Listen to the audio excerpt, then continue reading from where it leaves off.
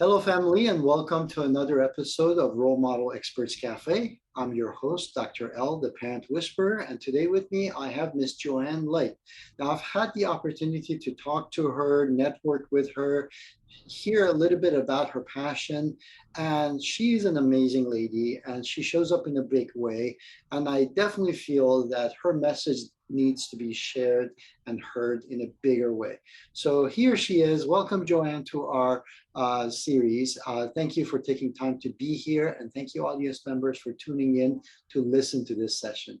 Joanne, I want you to tell our audience members a little bit about yourself and how you got passionate about doing what you do and what you talk about, and we can go from there.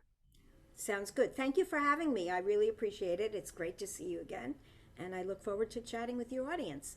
Um, let's see, my story goes pretty far back. I'm really getting kind of old. I spent, um, after I completed doctoral work in education and counseling, I spent some years teaching high school. I love teaching high school. I love teaching teenagers. Teenagers get a bad rap, and I think that they deserve a lot more love and attention than the culture gives them. Not their parents necessarily, but we all expect those whiny, impulsive teenagers, but there's really a whole other side and reasons for the whining and the impulsivity. But after teaching and doing this graduate work, I went to work at a local community college doing some counseling. And through the years, I eventually became vice president of student affairs and enrollment. So I had a lot of people working under me. So my early career, my first career, was long term, and it was in education and administration and counseling. And then I retired. I decided that was enough of management. And I thought a good retirement career would be coaching because I love working with people. And the students, really much more than the fellow staff, were my love while I was at the college. And always hated it when I had to go to a meeting instead of being able to be with the students. So I chose coaching. I got certified. And I started by doing some coaching with uh, people in transition or career hunting or career counseling. And that got very old very quickly because I'd done that really all along, pretty much.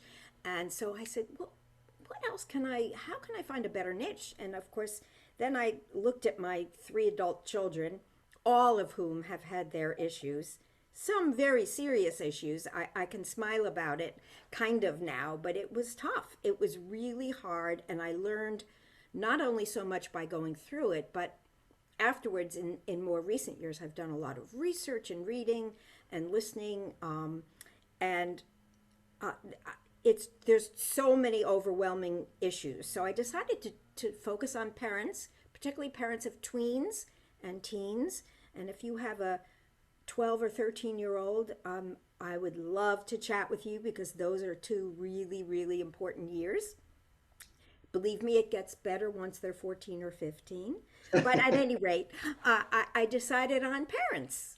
They were my focus. And then pandemic hit, and the world kind of has changed. And my heart goes out to parents because I think there are so many issues now that are tough and difficult to deal with. And parenting is a really, really hard job. So that's kind of how I came to choosing to work with parents. And I'd be happy to share my personal story. My oldest daughter had some serious mental illness after college, and it was paralyzing. You get very afraid, and it's very hard to deal with. And at that time, this is 20 years ago, it's much better now. It's not perfect, but it's better. Mental health really was not given a fair shake, and I think so many kids today have so many issues, and I know so many people who are trying to find a therapist, and it's really tough. So I Right. think the world is at a crossroads, and it's at a terrible time. I think we have a crisis of disconnection, and pandemic has made it worse and so polarized. So I'm really pretty passionate about working with parents. I really feel that there's a lot of support that we all need as parents. Well, Joanne, thank you for doing what you do. Tell me a little bit more, or for our audience members, about the tween years that you just mentioned. I know from personal experience that my tween years were definitely some of my more challenging years Your growing own up as tween a child. years or your Yes, kids? my You own don't have tween years. tweens yet. They're still young, right? No, no, no, I don't have them myself, but I'm talking about myself as in As a Dr. L's tween. tween years. Right, right. They're, it's what I try to always think about and tell parents is that you have to deal with your kid based on what developmental stage they're at. And those, I think 13 maybe is the hardest. 14's, 11, it can start at 11 or 12. And then I think 13 is hard. And then 14, it starts to get better. So averaging it out, I think 13 is the year for both boys and girls where it's difficult. And you must remember that their brains are exploding. Brain, and of course, you as a neuroscientist, Dr. L, can tell that story much more scientifically than I can, but they become super learners and their brains are kind of pruning and getting rid of what they don't need and trying to build up what they do need. And yes, the hormones are flowing and it's a very emotional time. And um, their emotions are huge, and that part of their brain is a lot stronger than the rational, the prefrontal cortex, that part of the brain which helps them make decisions and be a little more rational. It's not that they don't have it, but if you try to work with them when they're worked up and all upset, um, it's not going to go very well. And my advice is to step back and wait for a calm time so that you can talk to them while they have that rational part of their brains working. And it's very normal for them to do this. They are just beginning to come into their own and say, ooh, who am I? And will I fit in? And what do I do? They need to step back a little from their parents. So, but they still need you. They need you desperately, and they're watching you. So it's kind of hard as a parent because they can get ornery. I remember the worst thing was, and it's so hard not to take it personally. Your kids, Mom, you're so annoying. If you're going, if you're going to teacher parent conferences or you're going to pick me up at school, don't wear that skirt. Please don't. Your shoes are so bad. You're so annoying. And it doesn't matter what you do or say or wear, you're going to be annoying. So if you get hurt from that and backlash, and it's hard not to sometimes, and it's okay sometimes too if you apologize and repair the whole thing, but it's tough. Everything you do is wrong. I wanted to actually mention briefly for our audience members because many of them know this that I primarily work in preteen years as far as working with the children, and there's a good reason for it. What you're just describing, there's this part where their emotional brain is really developing and really taking over. So part of the importance of this age is them being able to process emotions, be able to effectively communicate, be able to develop a sense of identity, and doing this with all the tools and things that they have been taught over the previous decade, Right, basically. right, So at this point, they're like, all right, well, here's a toolbox, and I want to learn how to use it. And, it's kind of hard to sit back and watch them pick up a hammer and kind of bump themselves on the thumb in the process of using that hammer. right, But that's what has to happen for them to kind of get a better sense of what they want to do, what they don't want to do, what their identity is about, what they stand for, and what they right, stand against. And the trouble is that as parents, we oftentimes want to step in, we want to support, but as soon as you support, you dilute their sense of identity because then they don't know whether that information is coming from you or from their own way of thinking. And this is why they are, quote unquote, repulsing you and pushing you back because they don't want that input to dilute their judgment, basically. And So I think that's you have to trust that you've modeled values and you've had open conversations with them in that previous decade, even when they're as little as 3 and 4, that so that they have some of those tools. And sure, you can add to them, but the worst thing to do is, and it's so easy as a parent to do this, is to jump in and want to fix everything.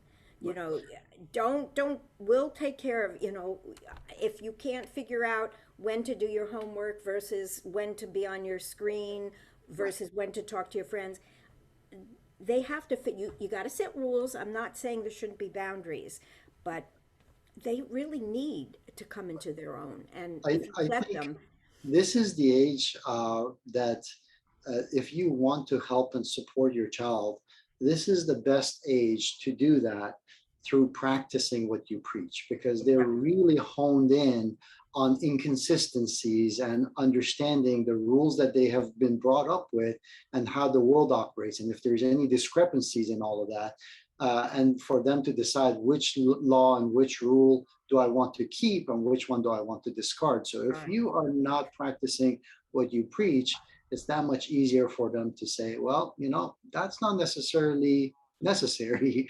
And in the process, they can discard it. Uh, Yeah, because we may espouse and talk about honesty and integrity and compassion and all those values that yes, most parents have. But if you're on the telephone gossiping about somebody and your child is listening, they're they're absorbing all that. So you're right. I mean, it's not what you say, it's really what you do. It's really true. Joanne, what are some of the challenges that you seem to encounter, both on the kids' side as well as the parents' side, during your counseling years and now that you are working online as well? Right. I think one of the things that I think about and talk to people about is that I think it's very natural, but I think there's a huge danger and a stress inducing piece when you parent from a place of fear. I Mhm. mean, I think that baby is born and fear wraps its, tentacles around your heart from that moment forward, maybe even before the baby is born. And fear really is a motivating force in how we parent. And it creates anxiety because you want the best for your child and you want to protect him or her from harm in any sort of way. And your response to that sometimes is controlling. You're Mhm. anxious all the time, you're exhausted, and an exhausted, overwhelmed, burned out parent is not going to be the most communicative in the best way. So, if you can stay calm and work on parenting from a place of trust, I think, and showing respect and not controlling and thinking to yourself, oh, my kids will be okay, and if they need me, they'll ask for help, instead of assuming that you should jump in and fix it all and have them be who you want them to be. And I think fear sometimes stops us from doing what you're talking about, which is letting them be who they are, letting them come into their own, letting them test the limits a little bit. So that's one of the things that I see all the time, oh my God, I can't let my child ride his bike to school because that's too scary. And what will the neighbors say? So then you feel guilty and shame, and everyone's going to judge you.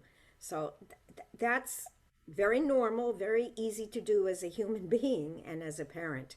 But I don't think it's just not so healthy for your child or for yourself. And the kids, I think, they absorb your anxiety and become more anxious than they might be. Those neurons, right? We Right. mirror, and it's contagious. Anxiety is contagious. I know I got that from my mother. She was always anxious about something, and if your kids sense that you're anxious, and if they're emotionally tuned in kids, they're not going to tell you anything because they don't want you to be anxious because that makes them feel I'm a disappointment. I don't want to upset my mother, and I don't think that's a healthy. Because they don't have the experience, so they don't necessarily see what you're anxious about. They just see your anxiety and assume that there needs to be something to there is something to be anxious about. And they Uh, can believe that they're causing it in some cases. So, exactly. Awesome. So, in going through, and anxiety, of course, is one of those things. And nowadays, with you talked about mental health, anxiety and depression are actually very frequent, very common in families, both in adults as well as children. right. Some of this has to deal with lifestyle. Some of it has to deal with how we basically go in our day-to-day operations. But what are your tips and secrets as far as how to address some of these concerns and ensure a smooth and a problem-solving, collaborative couple of years for the children? Well, Dr. L, I think one of the most important, I say this about almost every problem that you have, you can help to resolve with connection. If you've got a connection with your child that you build from a very beginning, and there's open lines of communication, and you're showing up for your kids. And I don't mean showing up at their games or all those, yes, all that physical showing up, but it's in more of an emotional showing up, that you have learned to regulate your big feelings and emotions and can talk about them, and therefore can help your kids regulate their emotions. I think they watch that and they can mirror that. So I try to talk about stress, as we all have stress, and a certain amount of stress is motivating.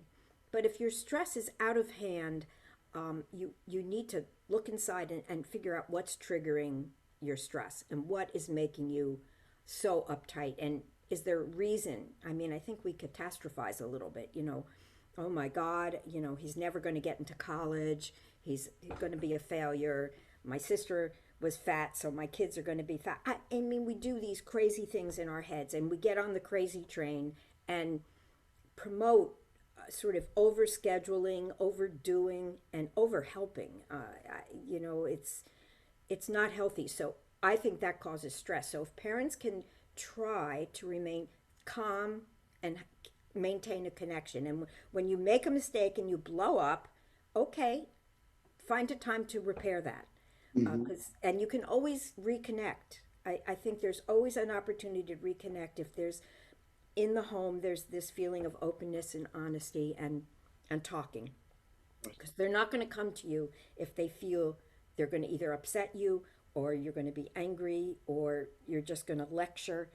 So parents need to learn to listen and be curious, particularly with their teens, and not judge. It's really, don't judge what they're becoming based on what you want them to become. Mhm. So I also talk about success a lot. I think that's an issue for parents. So that might be a tip that I would give, is really, what is your definition of success? And are you honestly giving that to your child? Or on the other extreme is the parents who, we feel successful as parents if our kids are successful. I If they see. make the varsity team, or they're first in their class, or they're definitely going to be an artist, and that shouldn't be what success can't be defined by the parent. I think your child, and notice what they're doing well, and that contributes to their interests. I don't know if I talked around that too much. Did I give some No, tips? that was really good, actually, very insightful. And I want to discover that a little bit more because I know parents want to get as much detail, applicable detail as possible. So Right, connecting is definitely very important. right. And it's on many different planes, and making sure that, um, so, and I often hear this more in teenagers than in tweens. But when it comes to connecting, they're like, what if your kid is disconnected or they don't take the time to connect? But do you have any suggestions on that when the kids are either too independent or too kind of into themselves, and kind of keeping the parents at bay? Well, I think if they're too independent, I don't know if you can be too independent unless you're getting in trouble. Um, you know, I think independence is a great thing. I think if your kid is really doing well in emotionally and seems to be thriving and getting a sense of self, you can try to have conversations.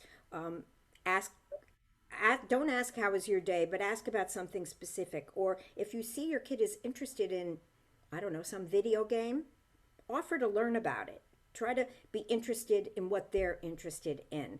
But if they're disconnected in a more negative way, where they seem withdrawn, it's not normal behavior for them. Uh, you just have to keep trying to get to the root cause and open conversations, and try to find times to begin those conversations when it's a safe time, maybe before bedtime. A lot of parents find that when they're driving, they can get their kids to talk because they don't have to look them in the eye. And I think it's hard, but I think as parents, don't be afraid to have those hard conversations and start them early. You talk about sex and drugs and why that you feel it's dangerous. Decide what your rules are going to be and what you won't allow, what's beyond your tolerance, and start talking about that. Because I read now that kids as young as 9 are go online and are looking at pornography, and so you need to have early and often conversations, and to build connection, try to have as many conversations as you can. I was with one woman recently who her style was when their teens came home from school. She didn't. She said, I didn't want to ask them just how their day was, so I asked them to rate from 1 to 10 how they're feeling, and if they blow you off, try again another time. And then she said, if they tell you, I'm probably an 8, try to find out what word would you describe your 8 with? What emotion comes to mind? What makes it 8? Is it excited? Is it enthusiastic? Is it content? And then maybe try to have a conversation. And if they say, no, find another time to talk. It sort of was like a gimmick, but there are gimmicks that work. Another favorite gimmick I've learned from, this one was from Lisa D'Amour, Dr. D'Amour. She said that it was introduced to her by some school counselor that when your tween is, we talked about that high emotion, Dr. Al. Well, when your teen is all emotional, go get a jar and put lots of glitter in it and water, and shake that jar up, and tell yourself that this is what's going on in your teen's being, and it will settle. And then you can have a conversation. Trying to be calm is the hardest thing, but I can only highly recommend that as a strategy. So I think if your child is too independent, I don't know exactly, I think that might be a good thing. And if your child is very disconnected and everything you try is not working, I would look for help. I would ask for help. If you can't get your teen to really open up and tell you what's going on, just tell them you love them and you trust them, and see if they're willing to talk to someone, a coach, a teacher, a mentor, a therapist. I think it's really important to be willing to ask for help. And this again goes back to practicing what you preach. Asking for help is a very important thing, both for parents to show as well as for us to model. And this goes back to my second question about success. And again, practicing what you preach, because the kids are observing what your definition of success is. But can you give some infrastructure, some guidelines for how to define success? I know everybody's definition of success is different, but some guidelines as to how to define success or build the definition of success around for your kids or for yourself. Well, I think if your definition of success is how financially successful you are, your kids are going to learn that straight up. Um, I think it's hard not to do that if that is your value. But if you really want to value, your value is honesty and integrity, and that's a measure of success, then you sort of praise that and encourage that in your kids. I think whatever you're doing, if you're a hardworking person and that's your definition of success, and you explain to your child why you work hard, what you get from it, whom are you helping in terms of this hard work, then maybe they see that as success. If all you talk about is their grades and their accomplishments, I think that becomes, no matter how much you talk about being kind, even if you're a volunteer in the community and you talk about kindness, well, that's good. They learn compassion, and that is an important value, and that it makes you feel good, and that's a measure of success. But I feel like we go too much in the other direction, where we model Money, money. I think no matter how many times you talk about honesty and integrity and compassion, if money is the driving force in the family for, and that's apparent, um, I think that's a measure of success. Now, what you do with the money and how you that might promote other values and signs of success. If you're able to travel or offer good experiences, going places and seeing new things, that's terrific. But you just, I just hope parents don't make success based on things. I think we've all gotten driven by things, and um, that's a hard one to get over as a kid. I think you that lasts. I don't And know I if that think, really answers your yeah, yeah, question. yeah. And I actually, that brought up a point that I wanted to mention for our audience members, which is that success is not part of a person's identity. So, too many times we really start defining ourselves in areas where we succeed.